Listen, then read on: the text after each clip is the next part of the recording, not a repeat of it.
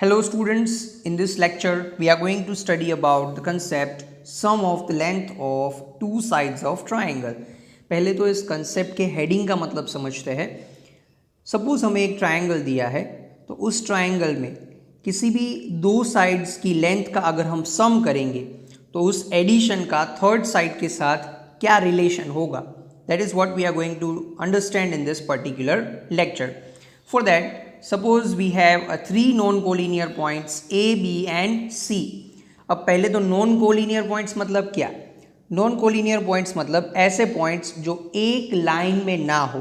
For example सी, यहाँ पे B और सी तो एक लाइन में है but A is in a different plane, तो this three are known as a non collinear points. ठीक है, अब हमें करना क्या है? सपोज हम यहाँ पे पॉइंट ए पे खड़े हैं, point A is on, suppose ये तीन पॉइंट्स ग्राउंड पे है और हम पॉइंट ए पे खड़े हैं।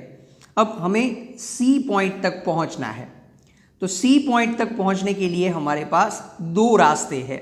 एक तो हम पहले बी तक जाए और फिर सी तक पहुँचे, यानी कि हम पहले ए बी जितना डिस्टेंस कवर किया और फिर हमने बी सी जितना डिस्टेंस कवर किया। ठीक है, ये हो गया पहला रास्ता। अब दूसरा रास्ता ये है कि हम सीधा ए से सी तक पहुंच जाए, हम सीधा ए से सी तक पहुंच जाए। ठीक है, तो हम सीधा ए से सी तक का डिस्टेंस कवर करेंगे। अब इस फिगर को देख के हमें लॉजिकली ये समझ में आता है कि ये फिगर जो है वो एक ट्राइंगल है, और अगर हमें सी तक पहुंचना है तो छोटा रास्ता जो है वो ये है, सीधा हम ए से सी तक चले जाए। अगर हम पहले ए से बी तक गए और फिर बी से सी तक गए तो हमें ज़्यादा डिस्टेंस कवर करना पड़ेगा, पर अगर हम सीधा ए से सी तक चले जाएंगे तो distance will be shorter. That means अगर हम ए बी और बी सी इन दोनों का प्लस करेंगे तो वो हमेशा ए सी से बड़ा होगा। अगर हम ट्रायंगल किसी दो साइड को अगर हम प्लस करेंगे तो उसका एडिशन थर्ड साइड से हमेशा कैसा होगा? ग्रेटर होगा। क्लियर? तो that's what this topic is all about, that sum of lengths of any two sides of triangle is greater than the third side. Triangle की किसी भी दो साइड का आप सम कर लो, वो हमेशा थर्ड साइड से ग्रेटर ही होगा। क्लियर? अब हम यही कंसेप्ट को चेक करते हैं बाकी साइड्स के लिए भी। हम लोगों ने ये तो देख लिया कि A B plus B C is greater than A C, लेकिन क्या यही कंसेप्ट बाकी साइड्स के लिए भी अप्लाई होता है या नहीं? Let us check. सपोज अब हम बी पे खड़े हैं और हमें सी तक जाना है, तो दो रास्ते, एक तो हम बी से पहले ए तक जाए, यानी कि हम ए बी जितना डिस्टेंस कवर करें, और फिर हम ए से सी तक जाए, यानी कि हम ए सी जितना कवर करें। ठीक है, तो दोनों को मिला के हम सी तक पहुंचेंगे। ये हो गया पहला रास्ता।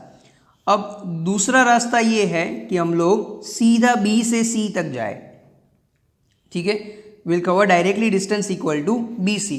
तो अब from the logic of the figure we can see that अगर हम बी से ए और फिर ए से सी तक गए तो हमें ज़्यादा डिस्टेंस कवर करना पड़ेगा, लेकिन अगर हम सीधा बी से सी तक जाएंगे तो डिस्टेंस जो है वो कम हो जाएगा। That means A B plus A C will be greater than B C. Clear? Then suppose we are standing at A and we need to reach point B.